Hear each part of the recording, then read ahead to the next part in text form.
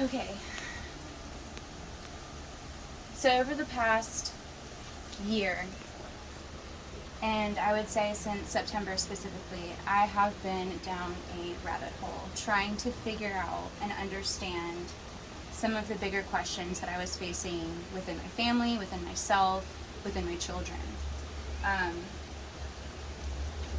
I realized through years of research, beginning back in 2013, that I'm autistic, when there was no research to support that.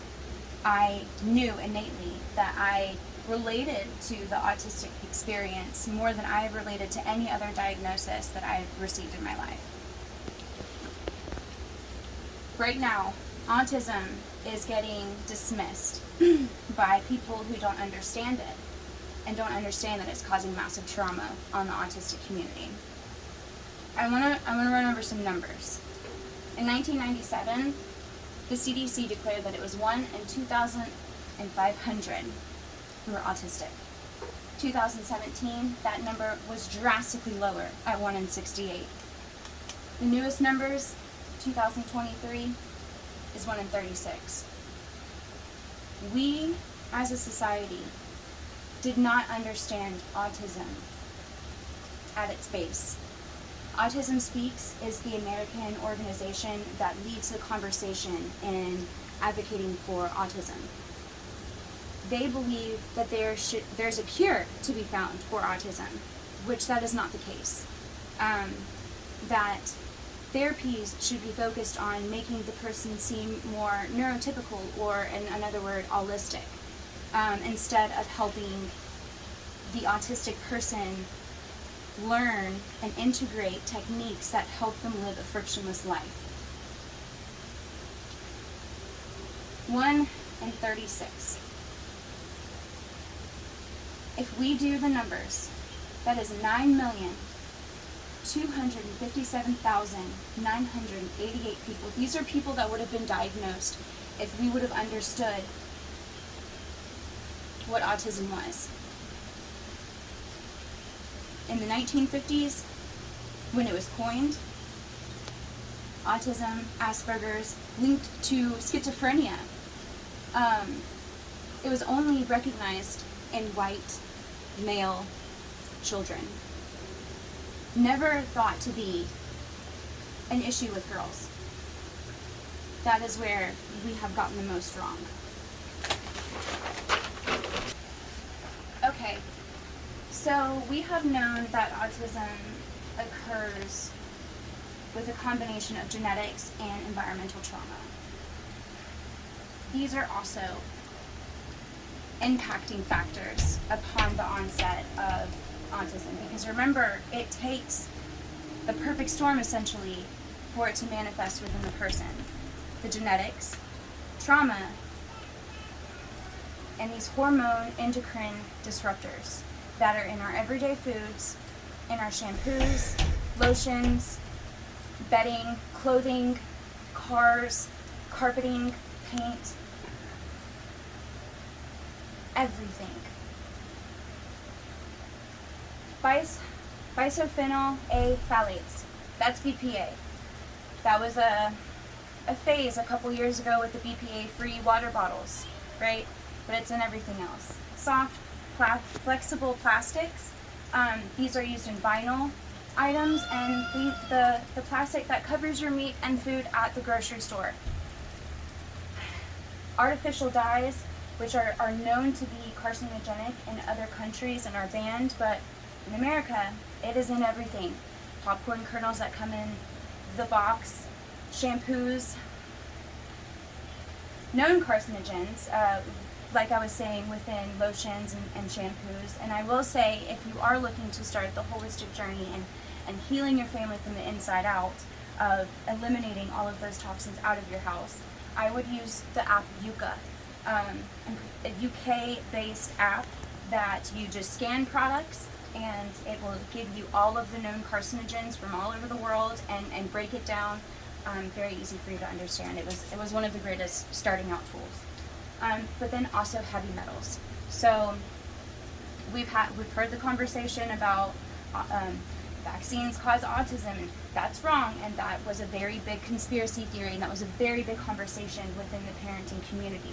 Now, again, I want to bring it back to the fact that autism occurs from the combination of the genetics, the trauma, and the hormone disruptors that were present within pregnancy. Okay. The vaccine debate has been a very big, controversial conversation within the parenting community. Widely dismissed, widely stated as a conspiracy theory, but it is proven fact that vaccines contain heavy metals, and when giving it to a small child and they don't focus on the weight, they give a across the board standard vaccine dose. It affects children differently. So if a child has the genetics and he had no trauma, but then goes and gets the vaccine, which is traumatic in itself because you're having to hold the child down, they don't know what's going on, and it's very traumatic to them. Plus the heavy metal influx. Plus, after the vaccine, there's the sleep regression because of the vaccine. So all of this combined creates the perfect storm, and that's why we have heard parents who say, but no, I see an uptick in these behaviors. I see, why are there more autistic behaviors after vaccines? It's a combination of it all. Okay, so these things are in our bloodstream. It is known that we are swallowing an insane amount of microplastics. It's in the rain. It's in our soil. There was a island over Brazil owns an island, a protected island that the Navy is on, and they protect the sea turtles. And they just made a new discovery. They didn't know what it was. It was plastic fishing nets, commercial fishing nets that had melted down and fused together with the sand and rock, and creating barriers for the hundreds of thousands of sea turtles that are going to the ocean. It's a very big problem. It's everywhere. This is where this conversation becomes extremely relevant to how the prevalence of autism increasing. Sorry.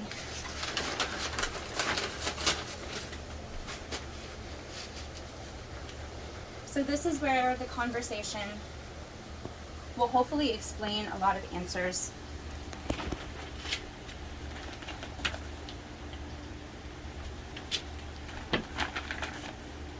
Okay, I'll do it again.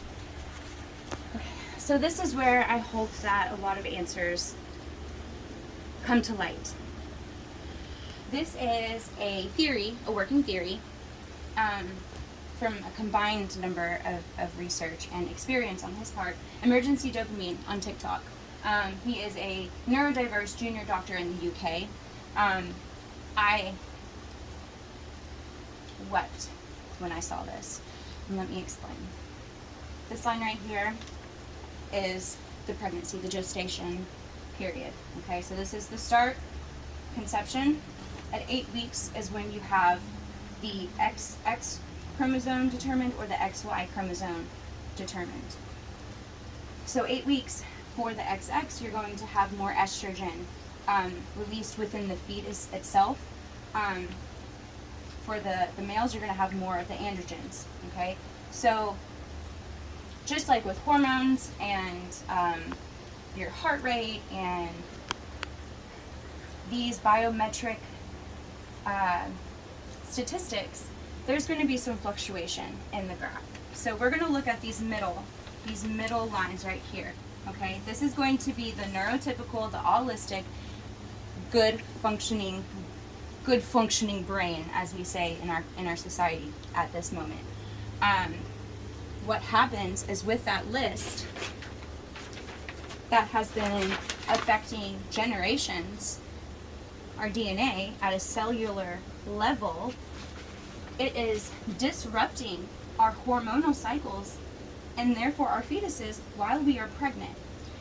And what happens is you can have, for the girls, you can have a high estrogen level and it cause autism. Now, estrogen is important to note. It is needed for the prefrontal cortex development. This is your executive functioning. This is, yeah, your executive functioning. So having higher levels of estrogen, you're going to have autism.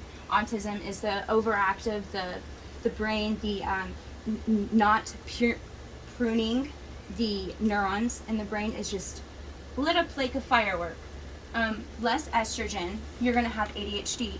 But what is very upsetting right now is we are so far gone in the amount of chemicals that we are taking in as a society that instead of having like this divider, we are having this across the board. Now, the fluctuations in the hormones happen from trauma in the mother.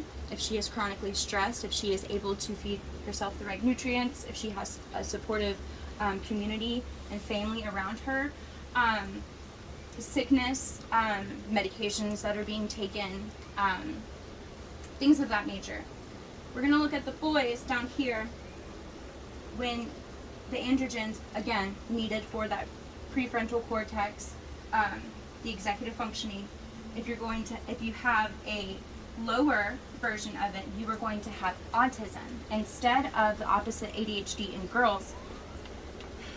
This explains the differences in men and women with autism. When you have a high level of the androgens, you're going to have the ADHD. Again, now we are seeing a more sporadic line of hormones. Now, ADHD, attention deficit disorder, hyperactive disorder, whichever one you want to look at, that is not an attention disorder because we have way too much attention. You could say it's a little bit of attention, but it's more so of an emotional regulation disorder.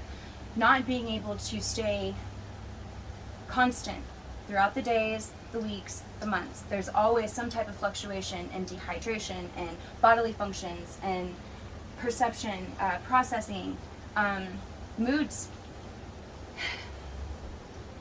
So knowing that this is an emotional regulation issue, we are going back to the graph, looking at the estrogen, having more of it causing autism. We understand this to be an emotionally centered disorder because there's more neural activity going on in the brain. The emotions, the inner life is richer than the peer counterparts. Androgens, whenever there's the lower creating the autism, that is less of the activity within the brain, showing up in the more nonverbal, socially awkward, restrictive kind of gait. So we would say that the male version of autism is like the socially centered disorder, not disorder. So autism is not a disorder. Autism is not something that is a disability. It's just a different brain. It's just a different phenotype. Just like there's male and women, there is autism. And actually, that is the androgynous brain. So that's why, and I'm still researching this, that we are seeing the uptick in the LGBTIQA community. We have known autism to be very linear. Okay, so we have like the high functioning, which these are labels that we do not accept in the autistic community. High functioning and low functioning, because we are all disabled. We all have impairments that show up as disabilities within our society. And I will say with the low functioning, that's going to be your high external needs. High external, and then that means you have a low internal need. Whereas you have the high functioning, so that's low external needs. We have an extremely high emotional needs. So yes, it is not like this, oh, you fall right here, whatever. No. So it's this. This is the human spectrum as a being, as a species. These are some of the things, and this goes on. This is continuous, okay? We have fixations, abnormal flat speech, noise sensitivity, social difficulty, anxiety, abnormal posture, poor eye contact, tics and fidgets, aggression, and depression.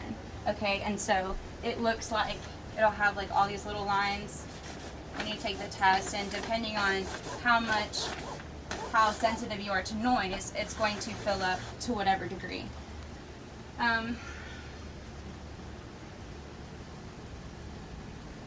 This is why whenever you go to someone, in my experience, and you know, oh, I'm autistic, and they say, oh, well, no, everyone kind of has those problems, you know, like if you were saying that you're autistic, then that means I must be autistic.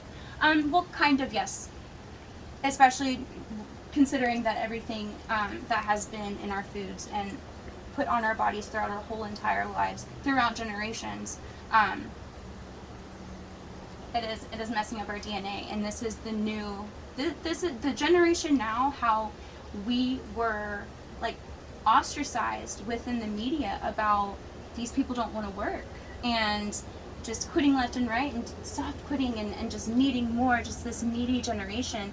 No, it is the fact that so many people have gone undiagnosed and who have had to spend a whole entire lifetime masking themselves, and the cognitive dissonance that ensues within the brain, causing all of these other different mental health aspects.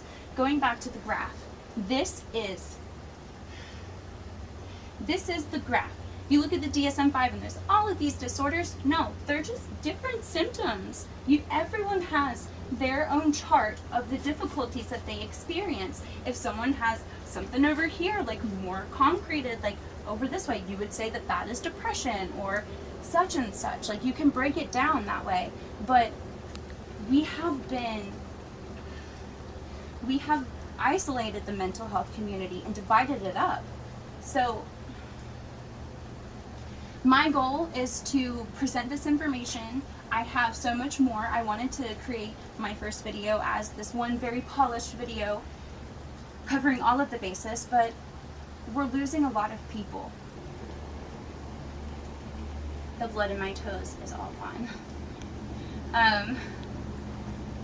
This is going to be the personal part now, because if you got a link to this and you've gone all the way through the video, I want to apologize to the people that it is necessary for if they felt any type of way from me isolating myself as I navigated through this process. I first understood that I was autistic in September after a very traumatic event, and it's taken me until now to be able to get back up from it. Autism doesn't just affect the brain, but it affects the body, and there's a lot of correlations that get overlooked within the medical system that I have been trying to combat. In doing so, I definitely have isolated myself. So I love you all, and I really hope you enjoy the information. And yes, please, I would like some feedback, and I am open to any questions and conversations. Always just give me a call. It's hard for me to use the phone. I have an impairment with that. And with that, I want to give the example of wheelchair. So if you person in the wheelchair, you would say that they have an impairment of being able to walk, the motor ability of their body. But when they come to a ramp, a business that doesn't have a ramp, that's when you would say that they have a disability, because their impairment, there is something that is preventing them from gaining access to what they are trying to get to. Yes, so I thank you for your patience, and I'm very excited to move forward. And I just want to take a moment, and I just want to dedicate all of the research, all of the changes that I've made, the realizations, the epiphanies, this video, to my grandmother and my father.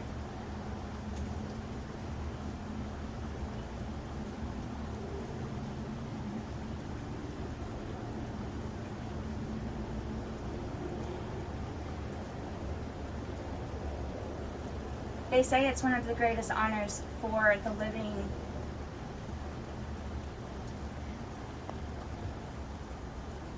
They say it's one of the greatest honors of the dead for the living to carry on the legacy. I took the experience that both my grandmother and my father had and deciphered it, understood it, connected the dots for my family, for my children, for my friends, and for something that my dad told me when I was very young, that you interacting with one person, you interact with over 500 people, because the domino effect of that person communicating with another person, and that person another and another, and it just goes on forever. So that is why it's so important to put good out there. And thank you for listening.